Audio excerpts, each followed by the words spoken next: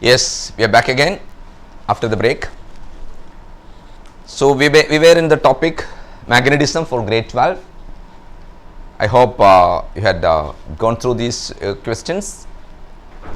Now I will, before we move on to some questions, I will explain a few things about the velocity selector arrangement or velocity filter, which is again another important section from where you can get some questions, basically for short questions. Okay, listen. That is about velocity selector or velocity filter, we say. Okay, listen to it. Again, let me tell you, if it is not only related to magnetism, if any other concepts also, if we have any questions, you make a note on and tell us, we will solve it out. Okay, so you can call and say what question it is, and then let's see. And some questions also I'll explain now related to magnetism, and if time permits, we will be able to discuss some questions from potentiometer as well. So stay tuned and come to this. Okay, first let's explain velocity selector. Okay, see the basic idea about velocity selector is velocity selector or velocity filter, we say. We want we want velocity of a particular velocity of charged particles, meaning suppose we've got a stream of charged particles with a very high different velocities. Maybe the velocity varies from maybe say 5 meter per second to say 20 meter per second or something like that. So very different velocities the charged particles possess, but irrespective of the mass or what you say the charge, we are going to select a particular velocity, that is whichever particles possessing maybe say 4 meter per second, whichever particles possessing a particular velocity should be taken out, filtered out, for which we can make use of an arrangement of electric field and magnetic field together. This is what I am going to explain now. Listen carefully. See, this is a charged particle. Sorry, this is uniform electric field. Sorry, uniform electric field. Okay, so we have a positive plate here and a negative plate. If you keep a charged particle, say a charged particle is coming like this, a charge Q is coming in this way. So in what way it will be experiencing a force? This is a positive charge, let's say Q is a positive charge. In what way it will experience force? This is Q, positive charge, and the direction of the electric field you can very well make out. This is from positive to negative. This is the direction of electric field, and this is a positive ion. Positive ion will be experiencing force towards negative plate. So what happens is, on the positive charge particle there will be a force in this direction, that is Fe. I will write it as Fe. Okay, so I think you can see this. Fe is the force by the charge particle on the by the electric field on the charge particle. And if there is only electric field, what happens is it will move like this, it will come out in this way. It will move in a parabolic path because already it has a velocity, let's say v. Got it? So it will go this way if there is only electric field. Now what happens is, imagine, so what will be the force by the electric field? Fe is equal to Q into E. This is the force by the electric field, Q into E, correct? Now you are providing a magnetic field as well. Suppose in this region, this is a space or the region where you are providing a perpendicular magnetic field. Perpendicular magnetic field, that also I am applying a given direction, I am giving a specific direction magnetic field. See, putting dots here shows that the magnetic field is directed outwards this way, right? The magnetic field is directed this way. I hope it is clear. Okay, so this is a uniform magnetic field directed outwards, and this will also cause a force. Force by the magnetic field, I will write the equation F is equal to QVB. We have sent this equation. This is force by the electric field, this is force by the magnetic field. So if suppose electric field was not there, only magnetic field, only this force, can you say in which direction the force would be? The direction of force you can find by using Fleming's left hand rule. Think of Fleming's left hand rule. Okay, so there Yes, I think there's a caller. Yes, please. Hello? Hello. Yes, hello. Good evening, sir. Good evening. Who is this? I'm Akila, Akhila. Of which school? Sharjah Indian School. Oh, Akhila Dinesh? No. I'm another Akila. Okay. Tell me. Okay. Yeah, I have a doubt in potentiometer, sir. Please. Oh. What is a driver cell? Driver cell is the one which is connected in the primary circuit, which is what is causing a constant potential gradient in the potentiometer wire, no? So that first cell is the driver potential cell. gradient. Yeah, that is the driver cell. And the other cell which is connected along with galvanometer, no, the secondary circuit, Yeah. that is what is generally called as test cell. That's called as? Test cell, TEST, test cell. Okay. That is a test cell, the other one is driver cell. Okay. And how to, what are the conditions which depend on the zero deflection? Zero deflection, I'll tell you, listen carefully. The EMF of the cell in the secondary circuit, which we normally write as E, correct? Okay. That should be just equal to the potential difference developed across the balancing length. In a balancing length, usually we say AJ, A to J. Yeah.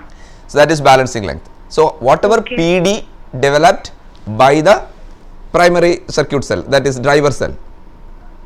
Okay. Once again, let me tell you, PD developed by the driver cell along the balancing length, okay, should be equal to the EMF of the cell connected in the secondary circuit, which is what is connected along with the galvanometer. If those two PDs are equal, they will cancel off. That's why there is null deflection, zero deflection. Okay. Because the cells oppose, no, you may have seen in the circuit diagram, positive coming together, both connected to A. Did you get it? Yes, sir. Both the positives are connected together. That's why see in driver cell, I think you can see on the board, no? So the primary circuit, the cell is connected like this, no, along with the resistor. This is potentiometer wire AB. Yeah. And this is the cell which is connected in the secondary circuit with the galvanometer. So this is the balancing length L. Yeah. Did you see this? Okay, can you see this? L. Yeah, I can see. Yes. The potential difference developed across AJ, I'll write it as VAJ, that is by what? By the driver cell. This is the driver cell. Okay. That should be equated to the EMF of the cell in the secondary circuit. So this is the condition for null deflection, zero deflection. The EMF of the cell in the secondary circuit should be equal to the potential difference developed across the balanced length by the driver cell. Okay. Did you get it? Yes, sir. Yes. How is your studies going on? Well, yeah. you're preparing for the first term exam, no? Yeah. Okay. Who is your teacher? Maimuna ma'am or Sabina ma'am? Maimuna ma'am. Okay. Keep going. All the best. Yeah. Any other doubts? No, sir. Thank you. Okay, welcome. Okay, that was Akhila of Sharjah Indian School. Now we will resume with this one, the velocity selector setup, the force by the electric field, force by the magnetic field. Now we were on the way to find out in what direction the force by the magnetic field is. Okay, what direction the force by the magnetic field. Okay, so this is the way the charge particle is moving, that is velocity, and this is the way the force by the electric field alone is. Imagine if the charge particle is under magnetic field alone. What will be the direction? We will use the Fleming's left hand rule. Okay. So you see this finger represents what? The magnetic field. You know the shortcut for that. That is, I might have studied this one. What? Father, mother, child. Force, magnetic field, current. Right? Force, magnetic field, current. This is magnetic field. What's the direction of magnetic field here? This way. This is magnetic field. Okay. And what's the direction of the current? By the way, when you think of current, here it is charge particle. If the charge particle is positive, that itself you take as the direction of current. Instead, if it was electron, we would take the opposite direction as the direction of current. Okay. So this is the magnetic field, and this is the what? Current. Current is like this, down. So what will be the direction of force? You see my fingers this way. Right, this is the direction of magnetic field, this is the direction of current, so this will be the direction of the force. So, force by the magnetic field is this way, Fm. This is the force by the magnetic field. Is that point clear? So, force by electric field is this way, force by magnetic field is in this way.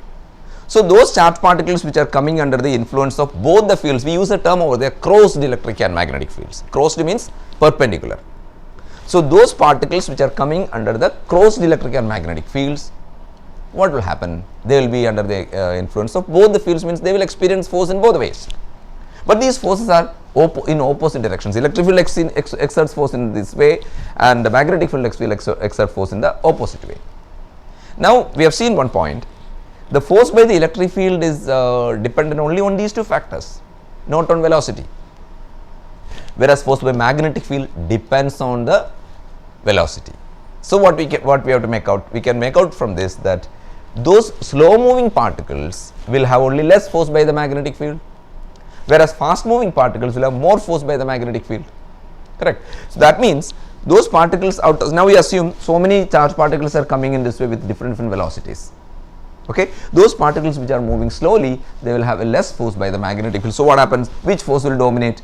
Force by electric field will dominate. So, what will be the outcome? Force by electric field will dominate, no? So, it will go this way, right? Those particles which are coming very slowly, less force by the magnetic field. So, force by the electric field dominates. So, it will go this way, right? How about force by the magnetic field? It will be less, but the other one is dominating. Now, if the particles have high speed, so those particles coming with a very high speed, which force will dominate? Force by magnetic field will dominate, because V, more F. Correct? If magnetic field force by the magnetic field, if it dominates, what happens is there will be greater force in this way. So, greater force in this way means what? It will be moving to this side. So, in short, the slow moving particles will go this way and fast moving particles will go this way. Correct? Because it is magnetic field, force experienced by magnetic field is more. Now, imagine those particles whose velocities are such that the force experienced by the particle due to both electric field and magnetic field, if they are equal, what happens? Equal and opposite, they would just simply cancelled off. Okay. So, what happens? These particles coming out like this, coming straight in this way. Okay. So, it is coming straight, that means these particles, when it comes out like this, why it comes out in this way? Because the particles experience force by the electric and magnetic field same. That means we can just equate these two equations. Alright. So, QVB, you can equate it with what? QE. These two forces are equal, QQ cancel. So, V is equal to what then? E by B. So, those particles possess this particular velocity, all will come straight. We can use a small opening over here, small filter here. This filter is used what for those letting those particles having the velocity this one come out. So, all will come out with a straight, thus those all will have how much velocity? This velocity. That means, if you adjust the values of the electric and magnetic fields in such a way that the ratio, at the beginning I said I want all the particles having 4 meter per second velocity to come out. So, what we should do? That is, only those particles possessing 4 meter per second velocity should come out. So, we should adjust the fields in such a way that the ratio E by B should be 4. If the ratio E by B is 4, then only those charged particles with 4 meter per second will come out. You got it? So, if you want another speed, you adjust this frequency, adjust the values of the fields in such a way that that particular value of the that particular velocity of the particles can be considered or coming out through the straight line. You got it? So, velocity selector or velocity filter is an arrangement of crossed electric and magnetic fields, okay, in order to select a particular velocity from a group of charged particles possessing various velocities. What is entering it has got lots of different velocities. Charged particles have different velocities, but what comes out have to have the same velocity, for which we will adjust the strings like this. Is it clear? So, I will show you a beautiful presentation of this velocity selector by what you call as a simulation. Okay, now you look at the screen. I will show you a presentation of this. So, you can see there is a charged particle coming or it is coming in this way. Okay. So, on the right hand side you can make out one thing, charge is written as 1, initial velocity is 2. Just imagine the particle is under only the electric field, electric field is given as minus 0.5 it is given, okay, no magnetic field. Just see how the particle is coming. See, the particle is only under this force. I will just pause it. You can see that this is the only force it has got. Which force? Force by the electric field, correct? Electric field charge is positive 1, okay, electric field is down like this. So, it is going towards the negative plate, okay, this is the negative plate, this is the positive plate, okay. You can see it is moving in a what path? Parabolic path, okay. I will reset. Now, again if I am supplying a magnetic field, what happens is, see, electric field is there, electric field, let me put electric field as 0, okay. Now, I am providing a magnetic field to it. So, let us see what happens under the magnetic field. See, again the force is down like this, it will tend to move in a circular path, right. That is about magnetic field. Now, you see I am going to use electric field. See, electric field is let us say 0.1, okay, 0.1 is the electric field, or 0.2 let it be, and magnetic field I am giving 0.1. See what is happening. See, clearly you can see that it is going in a straight line. Is that clear? You see what happened is, I think you can make out from this one, there are two arrows, those two arrows, red arrow indicates the force by the magnetic field and the other one is blue arrow is due to electric field. So, they are equal and opposite, okay. So, equal and opposite, and you can see one more thing.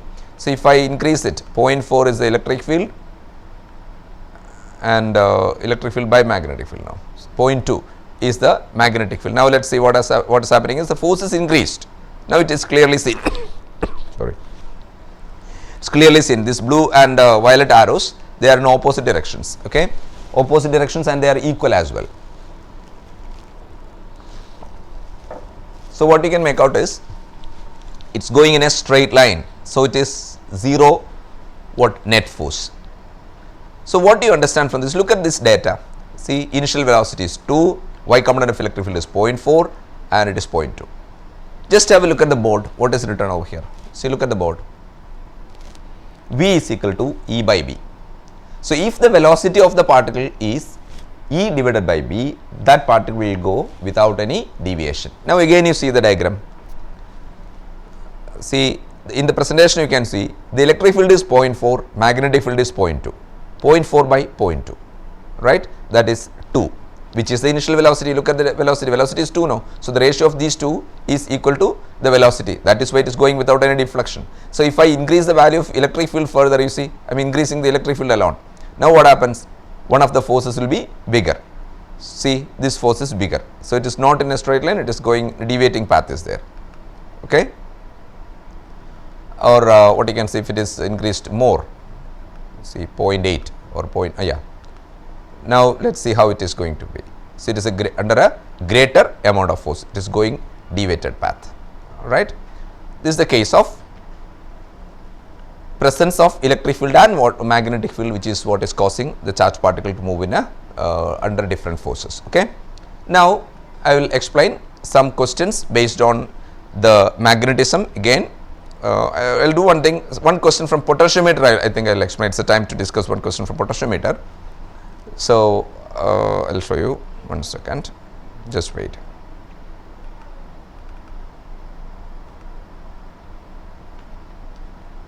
Okay.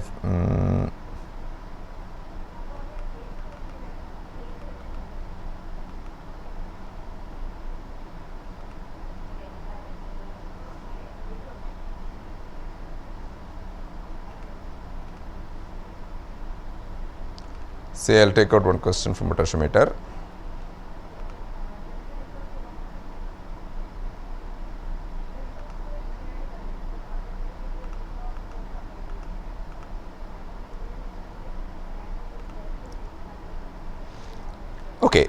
Look at this question. So all of you have seen the question. A potentiometer, it's actually a question which is given in the sample paper. The question is a potentiometer, sorry, 1 second. Yeah, this is the question. A potentiometer circuit setup is shown. All of you carefully go through the question. The potential gradient is given across the potentiometer, 0.025 volts per centimeter.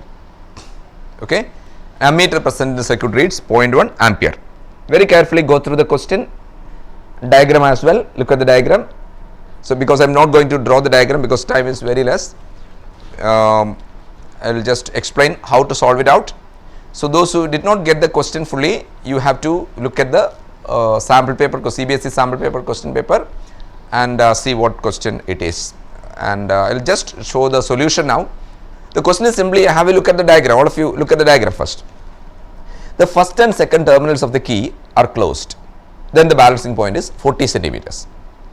Instead, if first and third terminals are closed, the balancing point is, balancing length is 100 centimeter.